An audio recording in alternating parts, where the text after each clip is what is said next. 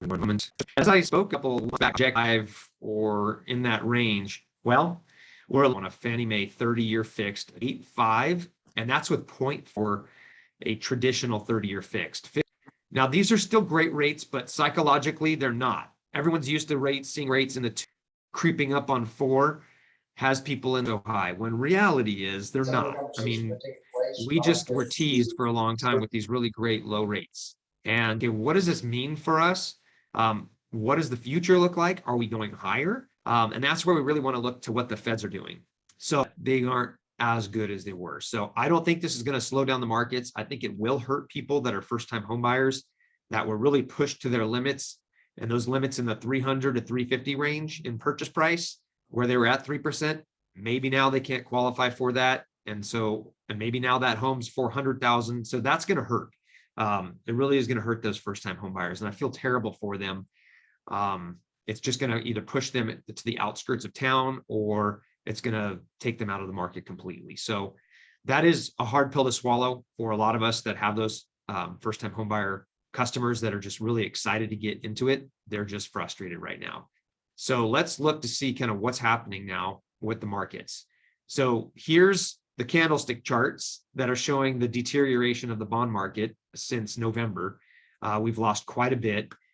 Friday was a bad day. The numbers opened up. We lost a lot. We dropped all the way down 150 basis points in one day. And now we settled. We opened up right around here. So the difference between rate on Friday and a rate today is about, well, 200 minus 130. It's about 70 basis points. So that means a rate on Friday morning that didn't cost any points now cost 0.70 discount points. That's how quick a move can happen.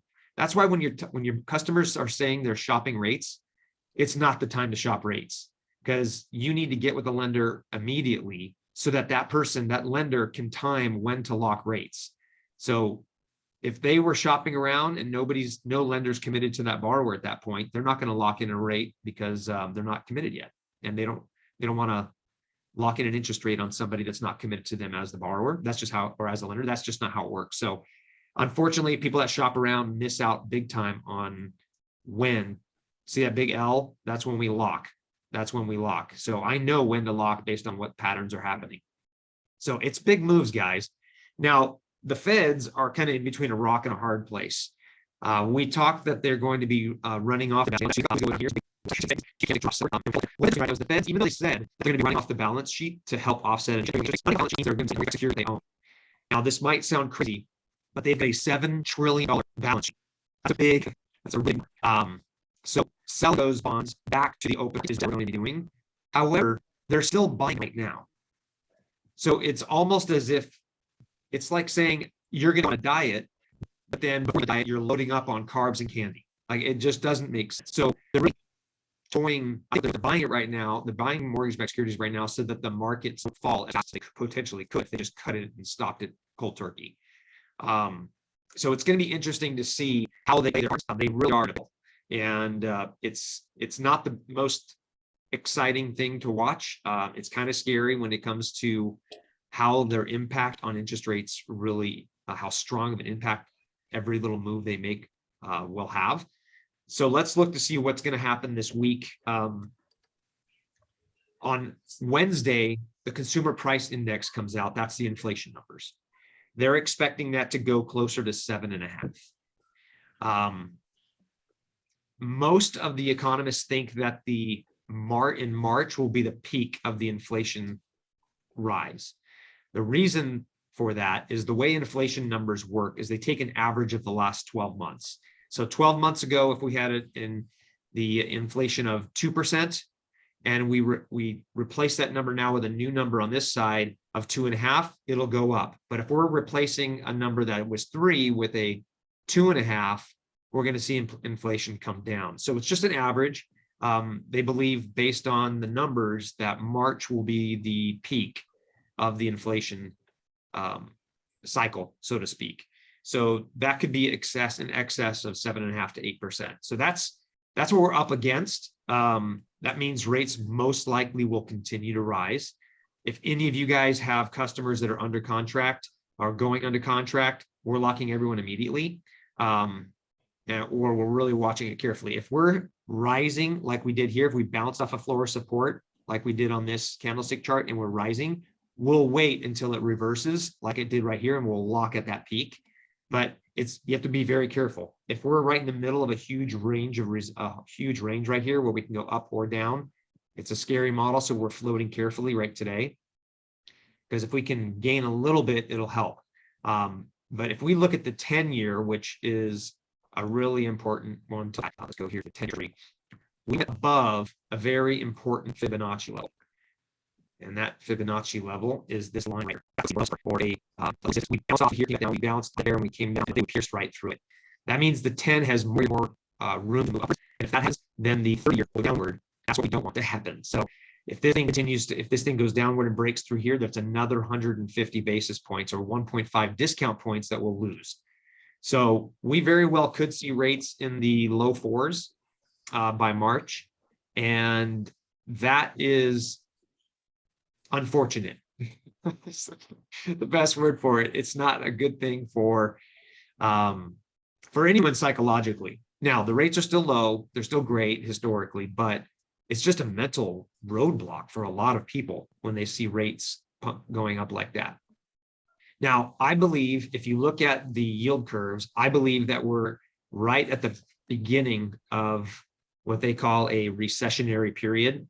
So I'll probably do a little bit more on that next week. But if we go that route, and if we get inflation under wraps and March is the peak, and then we start eating away on that, and inflation comes down, that's a good sign for interest rates. Even if we're in a recession, that's okay. It's a good sign for interest rates. So I still think later on this year is a good time. Will be a refinance opportunity if somebody's trying to buy right now. So if you're trying to buy right now and rates are high, let them know there is a hint of, there is a prediction, and you can use my name, I don't care, that rates will probably come down at the end of the year. And so you can refinance and see an opportunity for that later. But if rates continue to go up, at least you're still on the low side. So it is going to be a psychological barrier that we're going to be hitting up against with these consumers.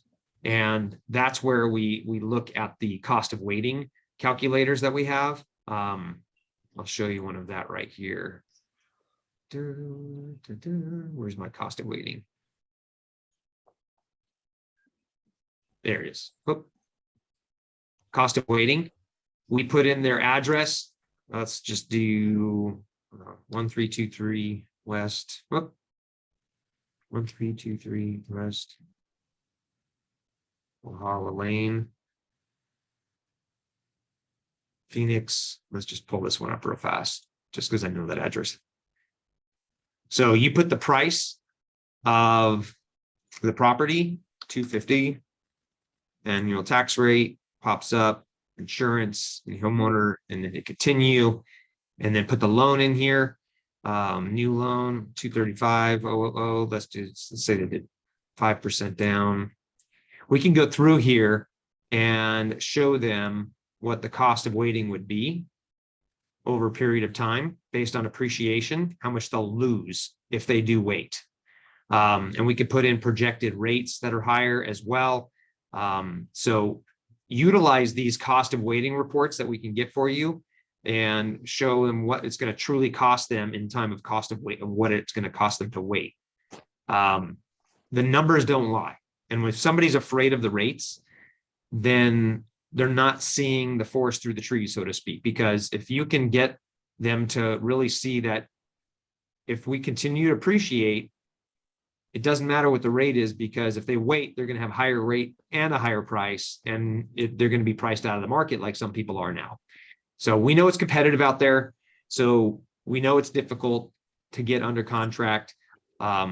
That's where we really need to get creative. We really need to get rid of as many contingencies as possible within the realm of the comfort level of the borrower.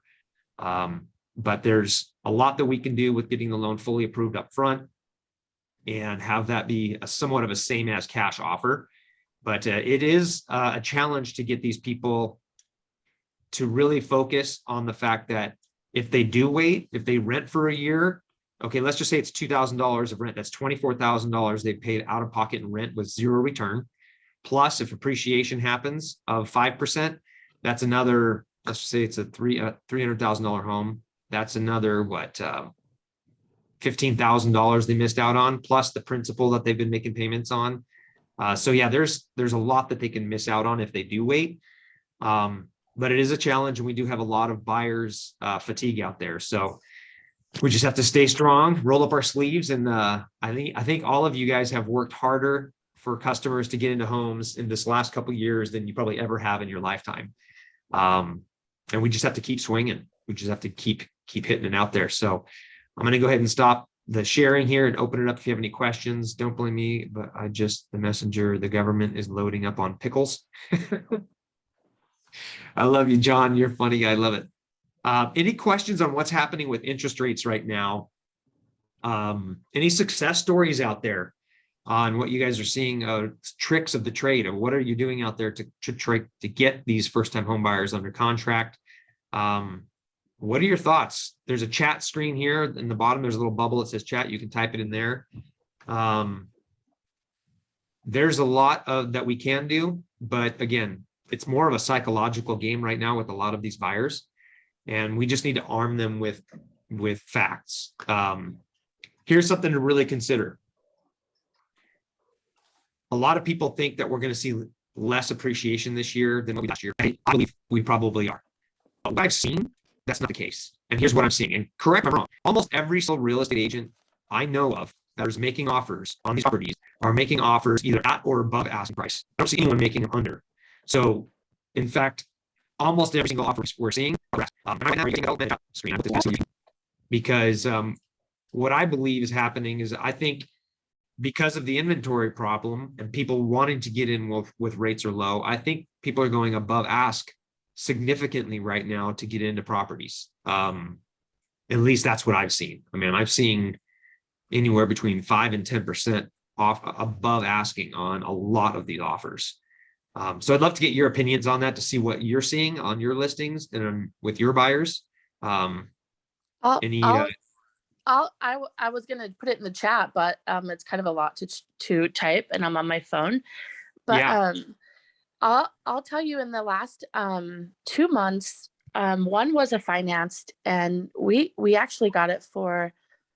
I mean, I think people honestly are asking way over. I mean, I think people are starting for two of mine. One was cash, and we got it for 175,000 under, because wow. they were just asking too much. I mean, people are, I think, we also as agents have to really look at that, because I know there's less on the market, but I don't want my clients so far over that they have no, what's the word I just woke up looking for? Equity, right? In a year or two, because they've totally overpaid for a house that's not worth it. Another one that was financed that closed a week ago we got it for 30,000 under, and almost 100,000 under what it was asking for in the first place after they reduced it. So I don't know. It's weird. Were those properties, just curious, were those properties on the market for a longer period of time, or were those brand new hot listings that just came on? So one was on the market over the holiday, the Christmas, New Year holiday. So that could have played into that. So yeah, it probably was on the market just under a month, but another one was on the market for quite a while. Yeah. So totally overpriced. And one was in Gold Canyon and one was in McDowell Mountain Ranch, but still. Yeah. Well, I think you hit the nail right on the head. If you're going to be selling now and you don't have to sell, why not put it on for more than you think you're going to get? I mean, it's like a feeding frenzy out there. So why not throw the bait out there and see what happens? I mean, a lot of people have that mentality right now. So you have to be smart. And it sounds like you were very, very smart in your offer based on the comps you looked at. And that's great. That's a good success story. But at the lower price point, no, we're over at the, around the 200,000s, way over. Yeah. But at the higher rate, people are asking way too much. I mean, they are panicking and thinking, oh my God, the market's changing. We better sell now because we waited to see what was going to happen. And now it's just, it's crazy. And it is a feeding frenzy because they're so Yeah. low, so much lower. Yeah. I think what we need to focus on with our customers too is, yeah, we're going to be able to find those properties that are sitting on a little bit more and maybe lowball them based on what they should be listed at, right? Yeah. But you're looking at those that are one day on the market with 50 people at the open house, and you scratch your head wondering, okay, all these people are saying that there's going to be less appreciation with this demand that we have for this. I mean, I'm talking right now, the range between 350 and 850, that range, that price range, the demand is so ridiculous that I can't see that. I can't see single digit appreciation this year. I really can't. I mean, I would love the markets to come back to normal and have more hot properties on the market. That'd be great. But I think when we're talking to these customers, they need to realize that and see. And I think after showing them or taking them to open house or let them see what it truly is out there without just looking at pictures on your feeds that you're sending them, the demand and how strong it is. I mean, a lot of people are getting. I'm sure. I mean, I've heard stories about this where people are going in thinking they can get a deal still, and they try a few times going full price without going over, and they're getting beat out, and they're getting upset, and maybe they think it's your fault when in reality you're telling them the truth, and they just don't want to listen. So I think arming them with the facts and showing them how many properties are selling and what they're listed for and what they actually closed at to show is going to help. But it is an interesting market with rates even increasing. People are still jumping at these homes, and I think they want to get in now while rates are a little bit lower. But keep in mind, I do think that rates are going to come back down towards the end of the year. I suggest that my sellers review their price after 10 days. If it is overpriced, we don't get showings right now. Yeah, that's true. I mean, if you have a property that's on the market with no showings or no offers in the first 10 days in this market, something's wrong. Either the property needs a facelift or it's overpriced. I mean, really, if it's priced right, it will sell in this market. That's for sure. Any questions on interest rates, some strategies? Don't forget, we do our loans fully approved through underwriting upfront. We do need the customers to get on board with getting us their documents to do so. That is a great way of making a strong offer happen.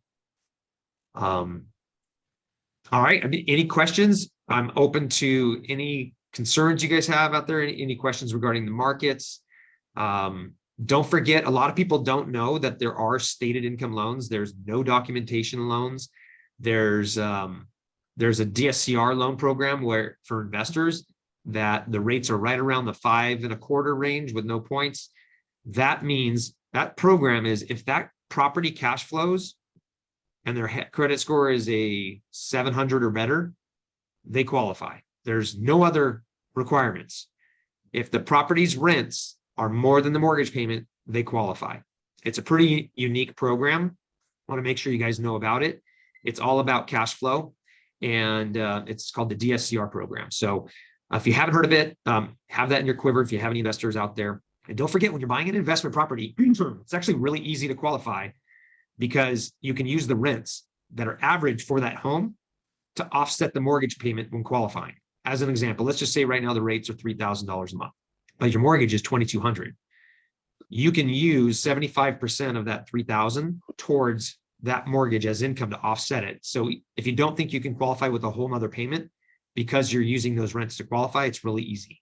So as long as you have the down payment, it's rather simple to buy investment properties. And then for first-time home buyers, if they ever want to do multi-unit, you can do as little as 3.5% on a fourplex. And you live in one and rent the other three out, and you can basically live for free. It's a pretty great way of doing it for first-time home buyers.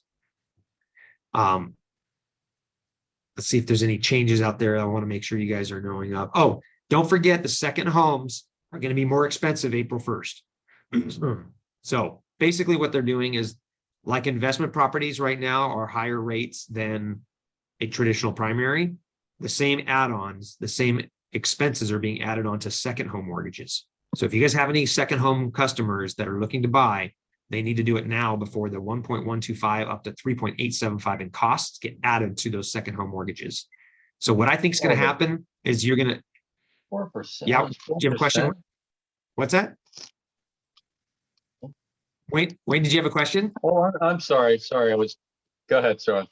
No, that's okay. So basically what that I was means, astonished at almost 4 points potentially for that. So sorry about yeah, that. no, that's okay. In Amazing. cost, and that it is. I mean, that's the right reaction.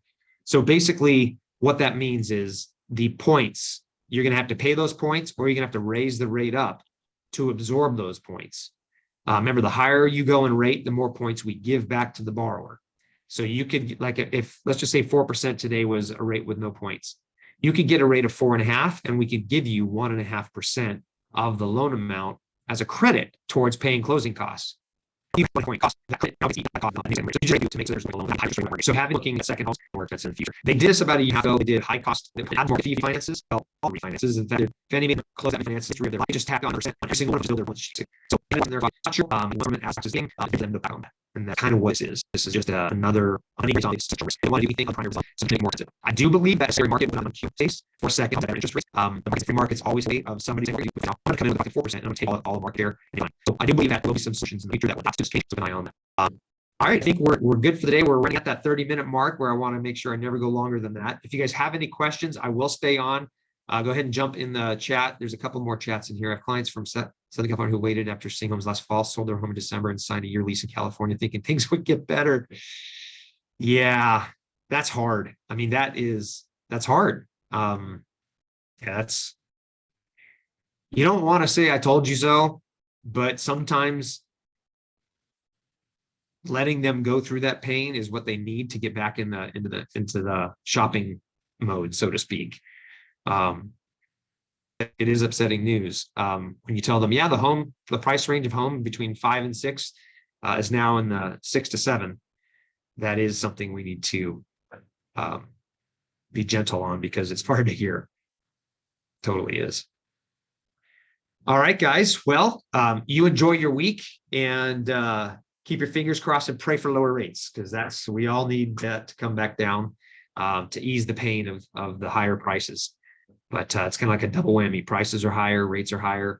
So getting over that psychological hump is really the most important thing we could do. Yes, I'd be happy to put together some data sheets, John. And I think those reports, the cost of waiting reports, are really the most eye-opening that we can custom make for your customers. A lot of it's based on speculation, but we can make it very conservative based on what we know is already happening. Yeah, we definitely have a few things that we can send out to you. So we'll send PDFs with those for you. All right, well, happy Monday. It's a little bit manic of a Monday like they always are, but thanks for everything you guys do for us. And I would love a cost of waiting sheet too. Thank you so much. Great conversation again. Perfect. If you want a cost of waiting, shoot me a price point or a property that you want it based on, and I will go ahead and make that custom for you. All right, guys. Well, I'll be here to rock and roll. So if you need anything from me, let me know. Otherwise, I will see you soon. I'm going to stay on here for just a little longer if you guys have any questions.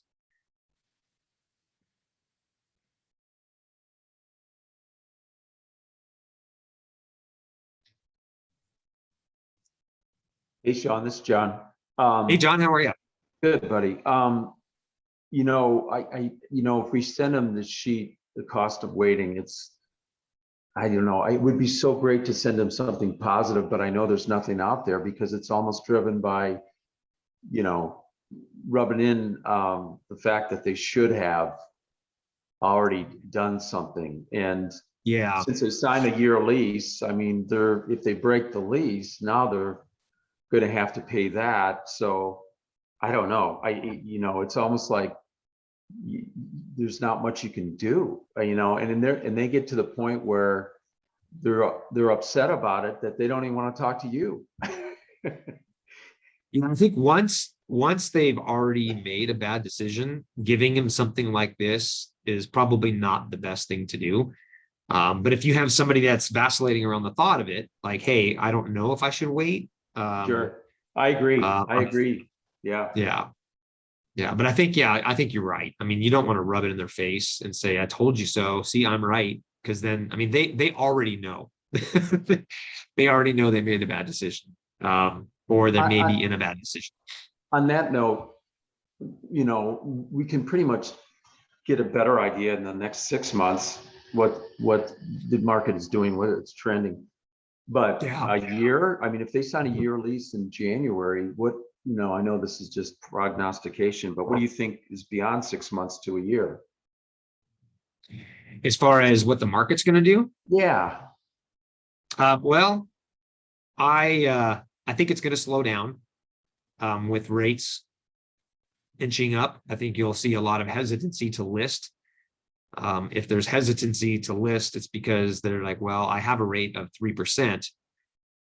I'd like to move up and buy but what does that look like? So there's those little reports that I did last week on what does it look like for somebody that is looking to buy up, to help them like make sense of the numbers. But I think there will be a little bit of hesitancy in the market. Anytime we go into a recessionary period where things slow down, there's going to be two new economies, really. A recession, if people are laying off, there's going to be another movement around of employees, right? If people are, working they moved out here to work and now they're laid off because numbers are lower or whatever it may be. I mean, Facebook lost 25% of their value because of, their memberships going down. What is that going to do for their infrastructure? Will they do layoffs? I doubt it, but there will be some things like that pop up that could create a little bit more listings because people need to move around to go to their new jobs. Because we can work from home a lot now, it's hard to say if that will impact us as much as a typical recessionary period does, but there is a lot of movement that happens when there's recession. So as far as appreciation, as long as there's low supply and high demand, there's going to be appreciation. It's the only thing I think, the things we need to really watch out for are as far as what economically can impact our market to go the opposite direction is where we have too much inventory and not enough buyers. That's really it. Or we have a major financial crisis of some sort. That will sideline anything. Now, I don't know what that would look like. Nobody really saw the 2008 mortgage crisis, although a lot of people said, well, this is foolish how we're lending. This can't be sustained. And that was just because of the instruments, right? The financial instruments that were being put in place there for mortgages. So we don't have that right now. I am kind of curious to see what the commercial retail space will do in the next 6 months to a year, to see what financial impact that would have on a lot of this empty space for people working from homes now, or if people will come back. If after the pandemic craziness is over, will everyone go back to work and take up that retail space again? So that really is what I'm looking at. And as long as there's strong retail and retail commercial space, and as long as there's less inventory than buyers, then we're going to have a good market. We're going to have a good sustainable real estate market. Now, it might slow down. It might be more difficult for those first-time home buyers that don't have a lot of money. But it will continue. So watch those things. So are we kind of in our own little bubble here because people are trying to move here and it's very desirable and there's a lot of demand? I mean, Yes.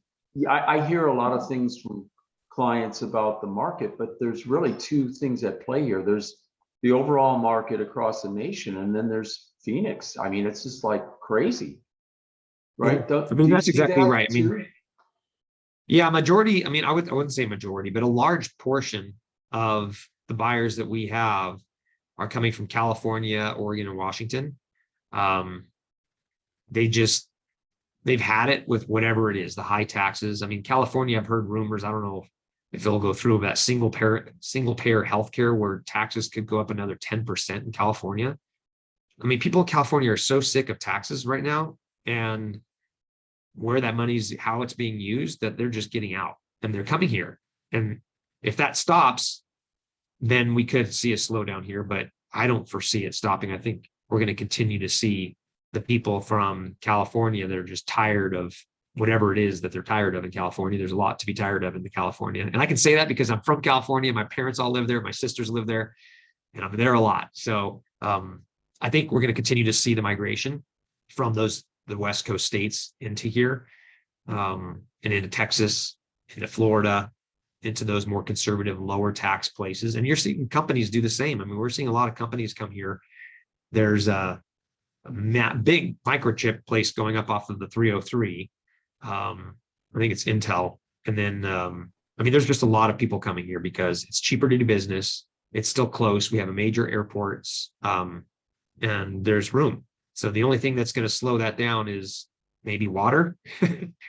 I don't know, but Well, no, that's just up northeast. That's up in, where is it? They're having issues with the water. But anyways, I'm just thinking if somebody made a move and signed a year lease in LA, what hope can we give them? I mean, it really was not a good decision. no, and you know it. Because there's Let's no hope they good weren't right. news on the horizon for the next year, right? It's just going to get worse for them, right? I mean, rates are For going renters, up. yeah. I mean, let's hope. I mean, it sounds terrible to say, but let's hope they made a bad decision, because if they made a good decision, that means our markets are crashing. Right? What would you rather have? So I don't see that happening, but you can't tell them, see, you made a bad decision. I 2 years ago, I was sitting in my office with the gentleman, and we had like an hour and a half conversation that why he should buy now. This was 2 years ago. And this was in the middle of not the middle of the pandemic. Yeah, I guess it was kind of the middle of the pandemic. And maybe it was a little less than, maybe a year and a half ago. And he was telling me, he kept arguing that the markets were going to crash, that the markets are going to crash, that the markets are going to crash. And I just used the argument of supply and demand to say, how can it? And it was a feeling he had, nothing else other than a feeling. And he went with that feeling. And a lot of people will always make decisions on feelings. And you can't do anything about that. You really can't. So unfortunately, that leads to a lot of bad decisions, and some of them can be financial, and it might take that person out of the real estate market completely. So it's tough. I mean, I see people make decisions every day that I scratch my head out, but it's unfortunate. It's hard to manage. That's for sure. I agree. We can just do the No. best by giving them the best advice we have or we can. That's all we can do.